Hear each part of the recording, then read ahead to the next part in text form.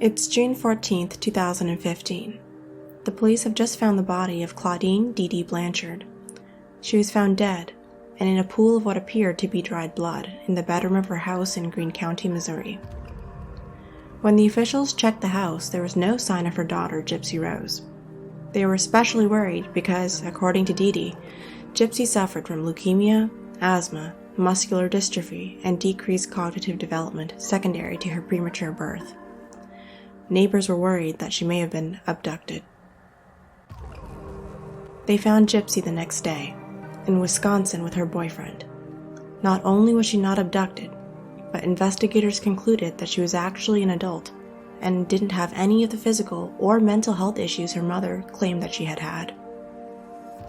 After further investigation, those involved in the case began to suspect that DeeDee suffered from Munchausen syndrome by proxy, a type of factitious disorder. Welcome back to the #Health podcast. Today we're talking to Dr. Marc Feldman, a psychiatrist and international expert on factitious disorders. We'll be discussing Munchausen syndrome by proxy, and a new social media age term that he coined, called Munchausen by internet. My name is Marc D. Feldman. I'm a physician, specifically a psychiatrist, and I have appointments in the departments of psychology and psychiatry at the University of Alabama in Tuscaloosa. My area of specialty for about 30 years has been medical deception as a whole, specifically Munchausen syndrome, Munchausen by proxy, and malingering, which I know we'll be talking about. And I find it fascinating, have never gotten bored with it, and that's why I'm looking forward to talking to you today. Munchausen syndrome is a form of factitious disorder. Factitious disorder being the larger umbrella term that encompasses Munchausen syndrome and its related conditions. Munchausen syndrome was initially described in the early 1850s and was named after a fictional character, Baron von Munchausen. The character was known for telling tall tales, like fighting 40-foot crocodiles or riding cannonballs through the sky. These days, Munchausen syndrome is formally called factitious disorder imposed on self, according to the DSM-5. It's formally defined as falsification of physical or psychological signs or symptoms, or induction of injury or disease associated with identified deception in the absence of obvious external rewards. That was a mouthful, but it basically translates to deceiving others into believing that you have a physical or mental illness for reasons other than secondary gain. This means that you're not doing it for money. You're not doing it for time off work. You're doing it for some other reason. Though it's difficult to completely clarify the motivation of patients with Munchausen syndrome, it's generally agreed upon that the pretender feigns symptoms to receive affection and care. Now, I'm sure at least a few of us can relate to the idea of pretending to be more sick than we actually are. Big test at school the next day, maybe you did something embarrassing at work or school and can't bear to face your peers. These situations are not really what we're getting at, though. They represent something different. So, we discussed Munchausen syndrome a little bit already. The related condition, also a subtype of factitious disorder, is called Munchausen's by proxy. In the DSM-5, it's termed factitious disorder imposed on another. For the purposes of this episode, we'll be referring to both as Munchausen syndrome and Munchausen syndrome by proxy, respectively. So let's go over the latter. I'd be surprised if you haven't seen a TV show where Munchausen syndrome by proxy wasn't used as a plot device. On November 24th, 2020, Refinery29 published an article titled "Why is Hollywood Obsessed with Killer Moms?" Their inspiration for the title must have been the numerous shows that feature moms with Munchausen syndrome by proxy. For example, in Hulu's new film titled Run, actress Sarah Paulson plays a character named Diane who intentionally feeds her child muscle relaxers and other unnamed pills. It's my job to take care of you when you need me.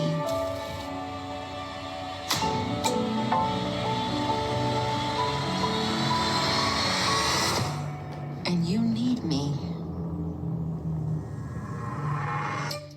Well, you know, it's interesting. I had never heard of Munchausen syndrome during medical school or residency. I didn't know a thing about it or Munchausen by proxy until I was assigned a Munchausen patient in about 1989. That really dates me, but she presented emergently because the staff in her cancer program had discovered that she never had cancer at all. She had claimed to have breast cancer, that she was terminal. She had dieted to lose 40 or 50 pounds as an authentic breast cancer patient might. She claimed to be undergoing chemotherapy and shaved her head and eyebrows. And she was a school teacher. The children dedicated their basketball season to her, hoping that she would live long enough to see the end of the season. She joined a breast cancer support group where she was one of the more confrontative members, telling people they weren't dealing assertively enough with their cancer. And after about a year and a half of doing this, it was discovered accidentally that she had never seen any of the doctors she claimed she had seen. So on an emergent basis, she was referred to a psychiatrist, which just happened to be me. I ended up admitting her to the hospital for 6 weeks and treating an underlying depression that was fueling her Munchausen behavior. And she did really well.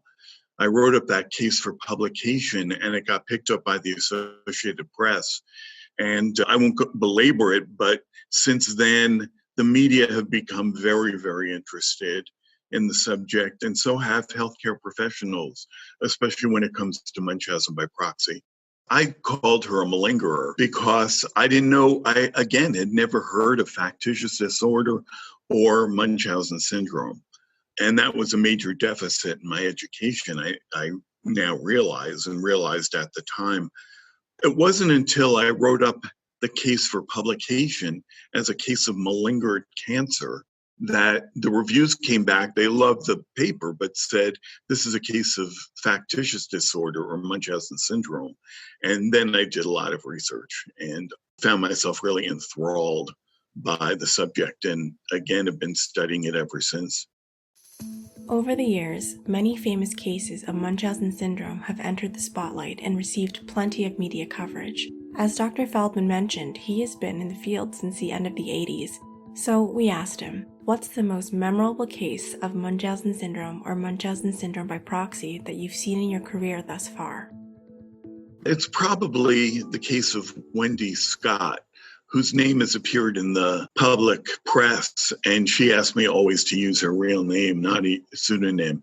She's now deceased, but she was made in England and throughout the United Kingdom and also into the Scandinavian countries, and developed appendicitis. And for the first time in her life in the hospital, she got attention, care, and concern. And she loved it so much that she spent the next 12 years doing nothing other than traveling and getting admitted to hospitals. She had over 600 hospitalizations as a result, had 42 abdominal operations.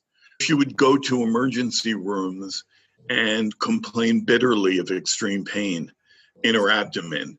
And not knowing her history, they mostly only knew what she cared to tell them about her background. They would perform abdominal surgery, exploratory. Eventually, she had so many abdominal surgeries that she developed problems with adhesions and fistulae, and those required surgeries as well. So, and they contributed to the number 42. So she had the classic abdomen of somebody who's had a polysurgical career. Sadly, she was no longer taken seriously as a patient by any of the doctors who had heard of her, and she developed an authentic mass in her abdomen. And doctors noted it, but thought it was just scar tissue, or that they would be embarrassed if they did more exploratory surgery, and it turned out to be something she had done to herself. She ended up crossing the Atlantic and ended up in my hospital. We had been friends through email for years, but she came to the University of Alabama at Birmingham, the Center for Psychiatric Medicine, where I was medical director. And we instantly got her into surgery and found that she had terminal adenocarcinoma. that had grown to the point where she was terminal because nobody had intervened sooner. So she stayed in the hospital for several months, getting treatment, palliative care, and hospice. Ultimately was able to return home to England and died about 2 weeks later. But she and I got to be very close, good friends, as well as physician-patient relationship that was strong. And she did all the media she could possibly do, including multiple articles in the New York Times about her, because she wanted to warn doctors not to dismiss a patient who presents the way she did just because they have Munchausen syndrome. They should still get a thorough exam, even if you know that it's likely you're being misled. We would do that for a murderer. So why do we not do it for Munchausen patients? And that was the main point she wanted to communicate in her final days. So she'll always stay with me. And when I think of Munchausen syndrome, I think of a few patients, but mostly I think of Wendy Scott. When it comes to diagnosing Munchausen syndrome, you would be correct in assuming it's a long process. The first step is to exclude an unusual but dangerous presentation of a common medical condition. The second is to exclude somatic symptom disorders and malingering. Malingering we've already discussed, but somatic symptom disorders is a new term in this episode. In brief, somatic symptom disorder is when a form of mental illness causes one or more bodily symptoms, such as pain or tingling. These symptoms cause disproportionate levels of distress. Unfortunately, the boundaries between factitious disorders, somatization, and malingering are often hard to make clear, so arriving to a definitive answer is often quite difficult.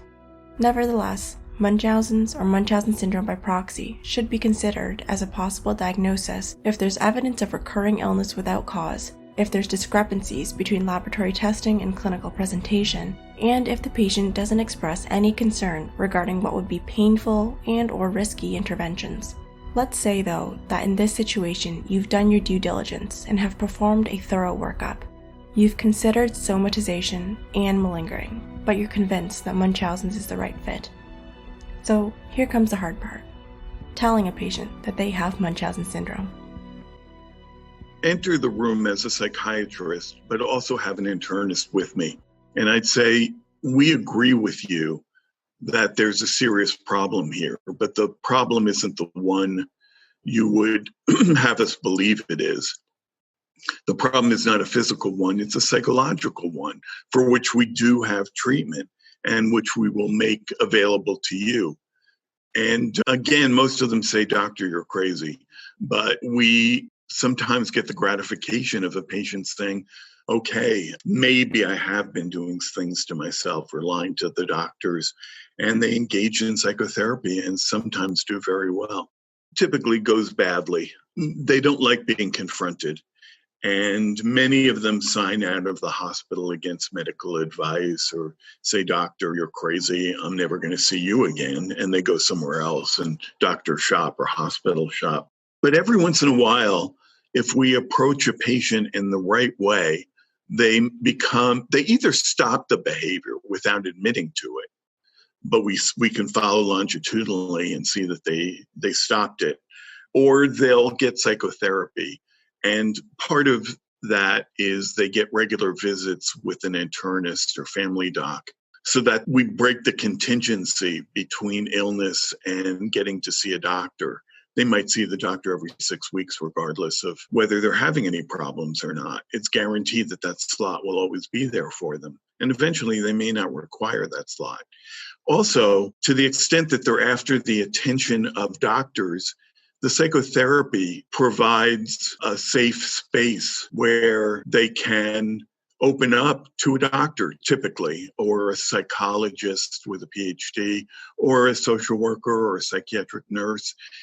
Really, it can be any discipline as long as they've educated themselves about what Munchausen syndrome really is.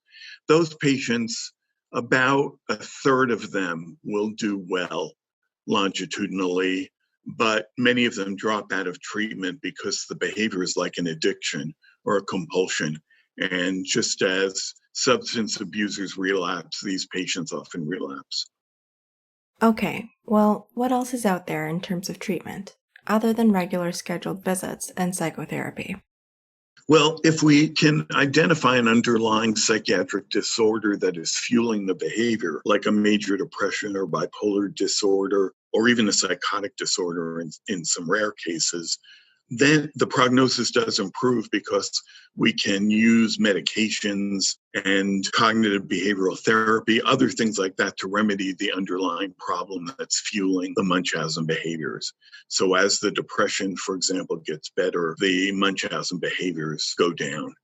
But it's historically, Munchausen syndrome has been viewed as untreatable. And I'm here to tell you that's really not true. It's also true that many of these patients report emotional neglect in childhood rather than overt abuse. And they found in their families of origin that they needed to be sick in order to get the family to pay any attention to them at all. And that becomes a pattern then that gets established in childhood and just grows more convoluted and severe as time goes on and they become young adults. And I do tend to think they're offering valid reports when they talk about emotional neglect. The borderline, as you mentioned, histrionic, narcissistic, the cluster B personality disorders, as they're called. That just means that they have chronic maladaptive ways of trying to get their needs met. They haven't learned normal social skills, for example, so they may feel isolated and be isolated. So we often have to dig down deep, if the patient will allow us to find the personality disorder or other disorder that may be the key to unlocking the strengths that most of these patients have lurking beneath them. Earlier on in the episode, we mentioned the many shows that have come out in recent history that feature moms with Munchausen syndrome by proxy. Now, some of these stories are based on real incidents, including an HBO documentary called Mommy, Dead and Dearest. It's about the case of DeeDee Blanchard and Gypsy Rose that we talked about at the start of the episode, and features Dr. Feldman. Well, I actually appeared in the HBO documentary called Mommy, Dead and Dearest, which was the first depiction. And I got a lot of feedback and requests for more information as a result of that one. That's probably the most extreme Munchausen by proxy case in history, because Gypsy Rose did kill or arrange for her mother to be killed by her boyfriend, who had many problems of his own. And it saw the light of day because it was so dramatic and upsetting and startling. But it did a lot. The act included, which was fictionalized somewhat, it did a lot to inform the public about Munchausen by proxy, such that virtually every true crime show on TV has featured Munchausen by proxy at some point. And it's only growing. There are theatrical releases that have that as a plot device, some entirely fictional TV shows that feature Munchausen by proxy. I'm kind of wondering when it's going to end, but it's showing no signs. And I guess overall that's good as long as it's a good depiction. And the act did a very good job, I thought, in staying as true to the story as they could. They did not talk to anyone in the family, however, and so it could have been better informed had they done that. But for legal reasons, I guess they weren't allowed to talk to the family, and that goes into entertainment law and things I know nothing about. It's interesting, too, that she said that she felt freer in prison, where she did get a 10-year sentence, than she did with her own mother. She's developed skills and education in prison. There has been an effort to have her 10-year sentence reduced to 8.5 or even less, but that hasn't succeeded so far. Dr. Feldman states that the case of DeeDee Blanchard is probably one of the most severe cases of Munchausen syndrome by proxy in history. But is DeeDee Blanchard typically what one would expect to see when thinking about people with Munchausen syndrome by proxy? Analyses of patients with Munchausen syndrome by proxy show that the majority are young, between the ages of 25 to 32, and female. In fact, 92 to 100% are female. and a vast majority, over 90%, are the mother of the child. Many people who have Munchausen by proxy have a history of sexual or physical abuse, have comorbid personality disorders, mood disorders, and somatoform disorders. Another interesting piece is that a significant number, around 15 to 20%, report employment or training in a healthcare profession. So far, we've asked Dr. Feldman about Munchausen syndrome and Munchausen by proxy. He spoke about symptoms, famous cases, causes, and about how physicians manage patients with these disorders. Next, we asked Dr. Feldman about Munchausen by internet, a term that he coined. Coined it in 2000, just as Munchausen by internet, MBI. And that's developed a life of its own. It's gone far beyond me. I wrote about Munchausen by internet for a medical journal, the Southern Medical Journal, talking about not just cases and the fact that people go online and lie about having various ailments to solicit attention and sometimes gifts and other things. I never thought the media would pick up on it, but once they did, they ran with it such that I get inquiries about Munchausen by internet and doing media about it. Right now, yesterday, I did a BBC documentary about it. I don't know the details of it, but what they're planning to show, but apparently they do have a patient who engaged in this behavior who's willing to talk to them.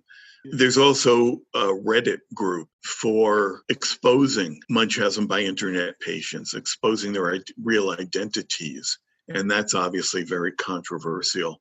But they feel that if somebody goes online and others make treatment decisions based on the lies that are being told about treatment, that the posters need to account for what they've done. And there's a moral outrage, it seems, that many people feel when they discover they've been duped online into giving hours and hours and hours of online attention. Munchausen by internet posters may also do it in real life. So they may do both, enact seizures in real life and then lie about having epilepsy online. When you're watching a TV series featuring a story where the character has Munchausen or Munchausen by proxy, your experience is engineered by the makers of the show in a certain way, and you likely start to feel resentment towards the characters. But how do healthcare providers feel when dealing with a real-life patient that may have Munchausen or Munchausen syndrome by proxy? Do they feel resentment in the same way that you do when you watch those characters on TV? I think it's important to get a psychiatric consult for the staff if, in fact, they have difficulty managing their feelings. And again, I'm dating myself, but back in, I think, 1994, I wrote an article called Countertransference in Factitious Disorder because it evokes such strong feelings in caregivers when they encounter a patient who has lied to them or is continuing to skirt the truth in order to mobilize their attention and care. So a psychiatrist, typically a consultation liaison psychiatrist, who's knowledgeable about the subjects, can give relevant reading materials and in-service education to nursing staff, medical staff, others. And that can be really helpful in nipping in the bud any harmful attitudes people develop towards these patients. Well, I think people miss the diagnosis all the time. I think it's vastly underreported. The American Psychiatric Association says that 1% of patients admitted to medical surgical hospitals, in fact, are there due to factitious disorder, 1 out of 100. So that's, when you think about the health care costs associated with Munchausen syndrome, 1% can work out to many millions of dollars in the US, having been misapplied or even frankly wasted in pursuing a diagnosis that doesn't exist for that particular patient. So I think before one decides that it's extremely rare, one has to take into account what the American Psychiatric Association says, and also the fact that if you become known in the field, you hear about a new case every day. And that's true for me. I get emails every day about cases, usually from family members and friends who don't know what to do. And this can involve Munchausen syndrome or Munchausen by proxy. And so people have to expend some effort to find me online and then send me an email. So I think, again, it's the tip of the iceberg. And this has got to be much more common than we've ever recognized. The term Munchausen syndrome by proxy is often used synonymously with the term medical child abuse. In line with that, we wondered how child custody and legal proceedings are handled in cases of Munchausen syndrome by proxy compared to other cases where psychiatric illness is less of a factor. I think courts, child protective services, and the police know almost nothing about Munchausen by proxy, whether you call it Munchausen by proxy or factitious disorder imposed on another or medical child abuse. I prefer the term medical child abuse in legal settings because it's descriptive. Saying Munchausen by proxy sounds mysterious and it doesn't tell you what it really is. Medical child abuse is very clear to judges and juries, and so we've had a lot more success in protecting children when we use that term. And in fact, there's a book called Medical Child Abuse that advocated strongly for that term. Part of the credibility of the field has been undermined by the fact that there are so many terms that are used to refer to this behavior.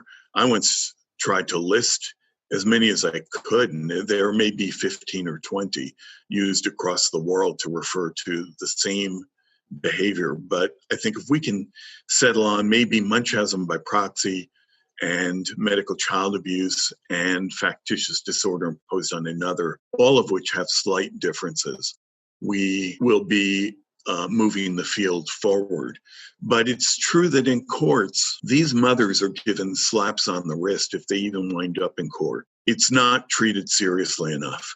They may often lose custody of their children, but they're not penalized criminally, or they may not even be prosecuted at all.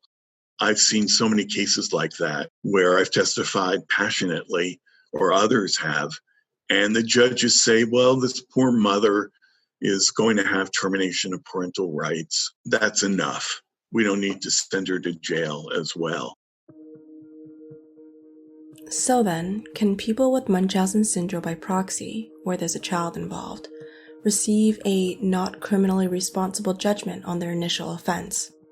That's a powerful question, and I think that comes down to a lack of knowledge and education. And it was one of the reasons I opposed adding factitious disorder imposed on another to the DSM, because I feared that perpetrators would come forward and say, I'm the helpless victim of this mental disorder, factitious disorder imposed on another, and therefore can't be held responsible. In reality, that I'm not aware of a single case where they've successfully argued not guilty by reason of insanity plea based upon that claim. But it's coming up. I'm hearing about more cases, some murder cases in which a child has died as a result of medical child abuse. And the only way out, really, considering the obvious guilt of the perpetrator, is for her to claim to be mentally ill. But again, at least in the US, I have not seen that work. Well, I do have a website with lots of links to other credible resources, to books and magazine, newspaper articles, journal articles at Munchausen.com, and that's Munchausen.com. And it's being totally revamped right now, so it should be much easier to use in the near future. That concludes our episode on Munchausen syndrome and other factitious disorders. If you enjoyed this episode, we'd greatly appreciate it if you could support us on social media and subscribe to our show. This episode was written by Jay Shaw and Mary Wynn, and is made possible with the generous support of Accel Labs and the Canadian Federation of Medical Students. Thanks for listening, and see you next time.